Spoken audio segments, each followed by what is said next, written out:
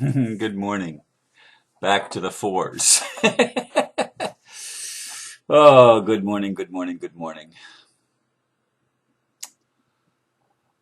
Interesting evening last night as we watched the movie The Shift is About to Hit the Fan with Tom Shadyac. Had four people, counting me, which means three people joined me. Margie, Mike, and Jerry,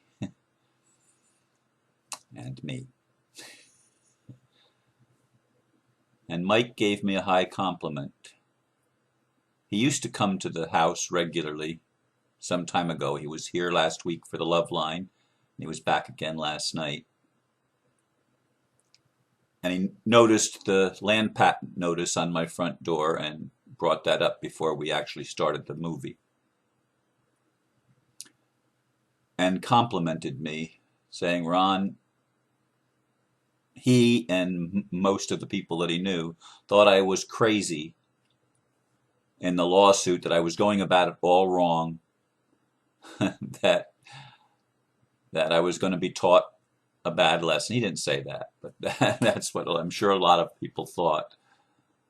And he said, you hung in there even when everyone was telling you you were wrong. And he's right. Most of my friends, including Margie, thought I was wrong. But I hung in there, and I continue to hang in there, shining the light. But anyway, the title for today, and it took a long time to get there, I know, Exposing the Mental Illness of Humanity. Tom Shadyac got it right in his movie, The Shift is About to Hit the Fan. He said at the start that it would be a movie about mental illness. For those that have watched the movie, you realize that what we think of as mental illness is what is not what he was talking about. Not at all. You see, in nature, no creature takes more than it needs. He gave several illustrations, including indigenous hunter-gatherer societies. When we have humans amassing more supposed wealth than he or she could possibly use in a lifetime, while others have barely enough or not enough to survive, that's mental illness. When cells in our bodies do that, we call it cancer. The question is, who will shine the light of love on the real problem? Tom did, and I am.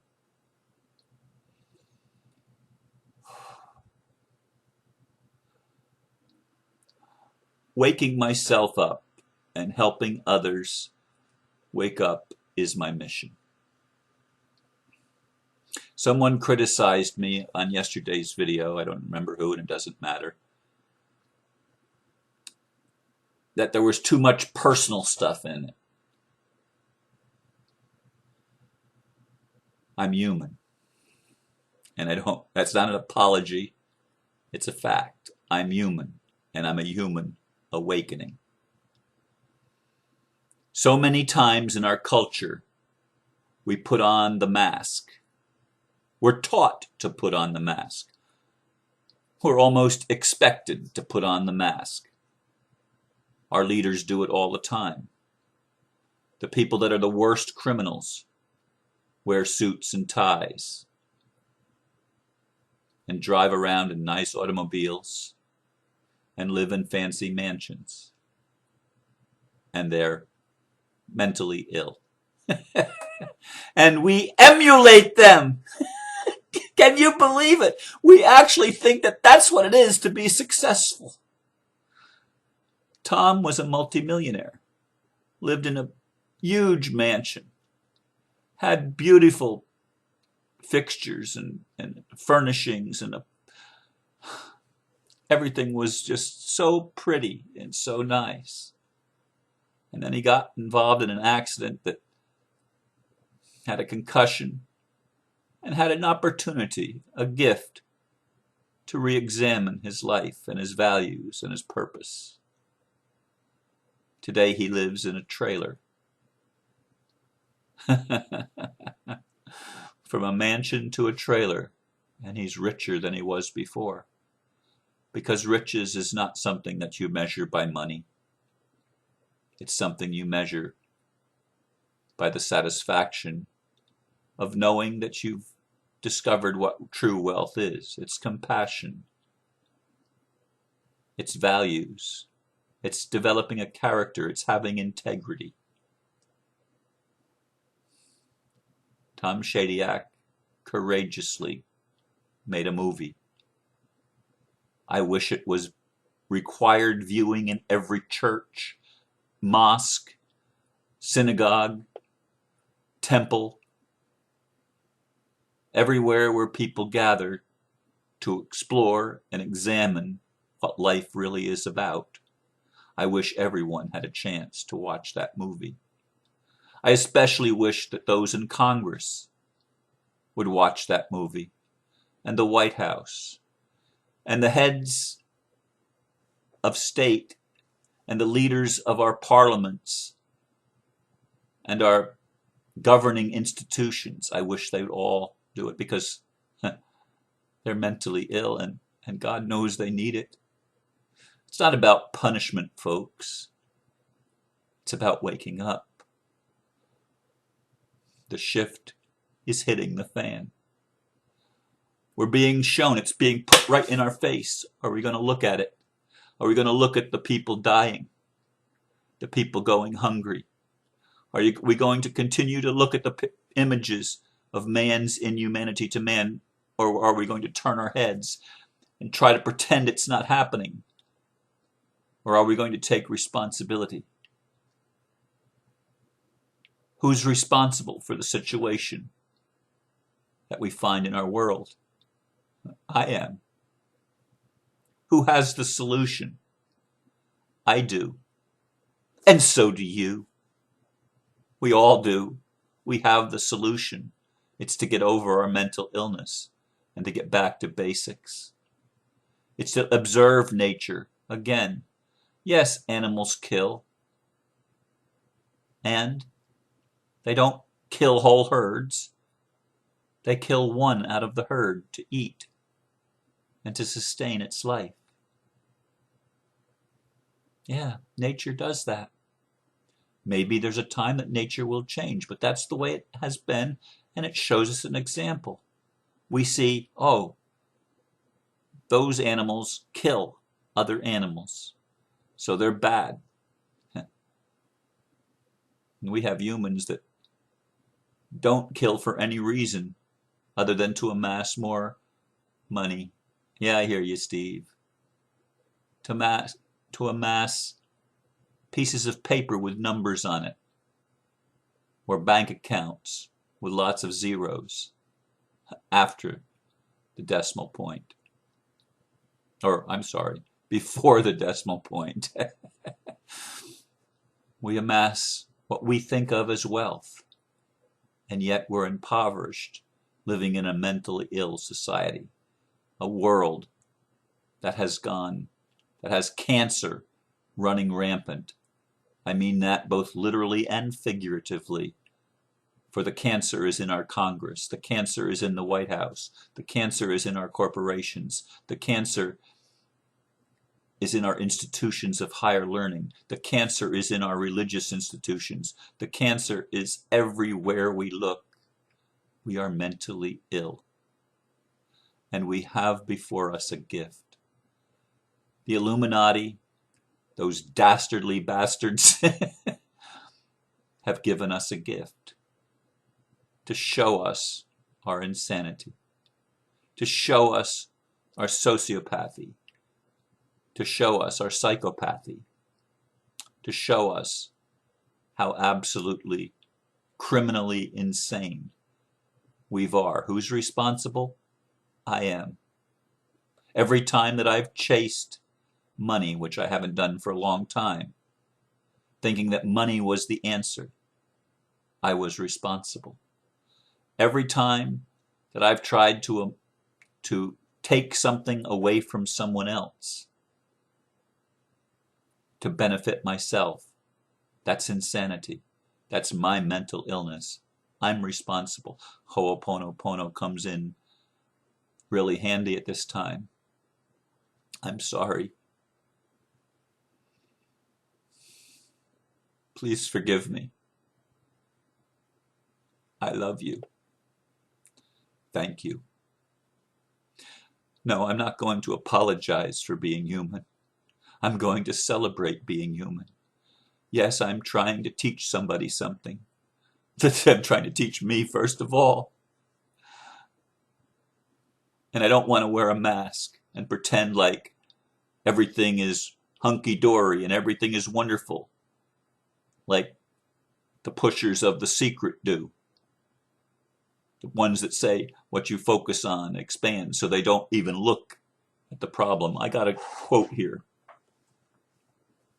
from, it's on Awakening is one of the groups that I belong to, and I accidentally didn't delete that one. Now that I'm using Hotmail, I can just put check marks in all the group emails because most of them have nothing to do with me personally. And I can delete them all in one shot. Boom, gone. But this one snuck in. And it's from Andy Wenzel. I don't know if he's one of my, Austin Wenzel. I don't know if he's a friend or not. But he wrote, "Darkness holds the great mysteries. Light only displays the most simple answers." Thank you, Austin, for that quote. I like it a lot. Light shows the answers, the simple answers, the most simple answers. When we look at the world that we've been living in, we realize, if we have any brains at all, that it's unsustainable.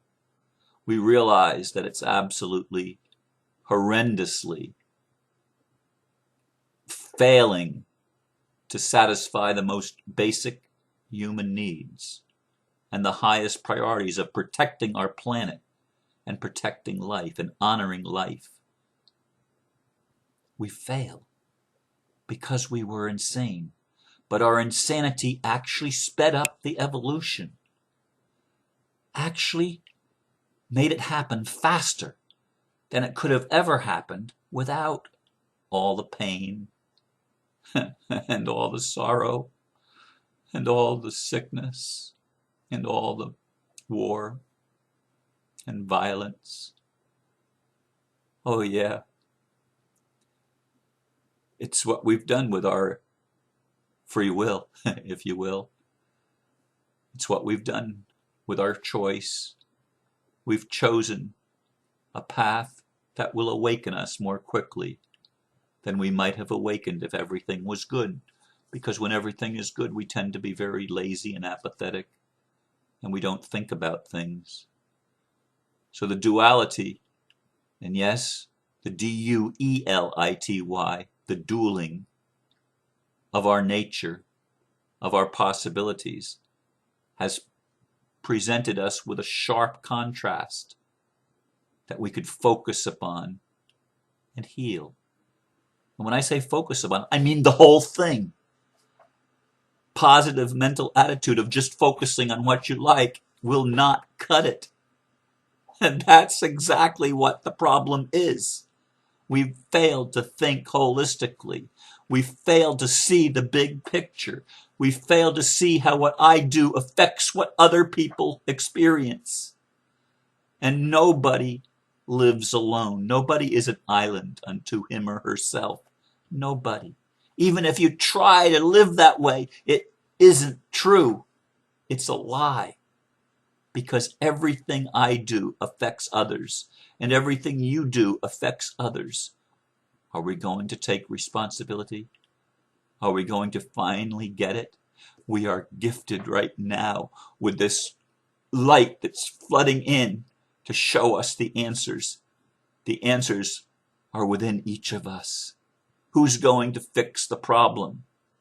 I am.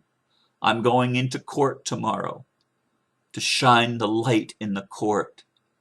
What is normally a very dark place where people give up their rights every day by the scores in each courtroom, and by the hundreds and thousands in courtrooms around the world, people give up their rights. As Mike said, "Ron, we thought you were nuts."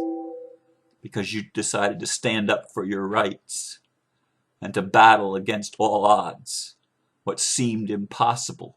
But you did it. You stood in there, and I'm going to continue to stand in there because the judge is a good guy. The prosecutor is a good guy. These are human beings that may have some level of mental illness, but there's still a light within them that shines. There's still a heart within them that beats, and compassion is real even for the psychopath. I know you don't want to believe that. I know there's not much evidence of that. I know that. But we're all brothers and sisters, and we're all responsible for the mess we've created, and we all have the answers to fixing that mess and creating peace on earth, and the kingdom of heaven can be manifested on earth, because we are each the Christ, we are each the Buddha, we are each like Muhammad or any of the great men and women that have shown us the way, the Martin Luther Kings, the Mahatma Gandhis, the Lao Tzus, the Confucius. We've all been all of those good things, but we've also been the Hitlers, the Pol Pots, the Charles Mansons, and the insane people that we've looked at and say, what the heck is wrong with them? It's not them. It's what's been wrong with us. We've had goals that are insane, trying to amass wealth, even if it's at someone else's expense. And usually when we take more than we need, it's going to be at someone else's expense. There is no real lack. There is just an insanity in the distribution of the world's resources. When are we going to wake up and change the world? This is 2012, December. This is the time that we've been focusing on, many of us, for a long time. This is it. It's time to wake up. It's time to expose the mental illness of humanity so that we can finally heal by making better choices and creating a more sustainable world. Thank you for listening. Namaste.